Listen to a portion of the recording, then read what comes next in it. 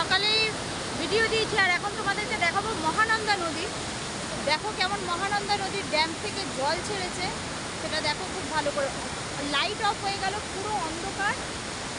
এই দেখো পুরো ড্যাম্পের জল, এই অন্ধকারে অতটা বোঝাতে পারছি না, তবে খুব জল। এই দেখো, দেখতেই পাচ্ছ তোমরা। আর ওপর থেকে ফ্লাইওভার আছে, ওপর থেকে গাড়ি যাচ্ছে। এই দেখো,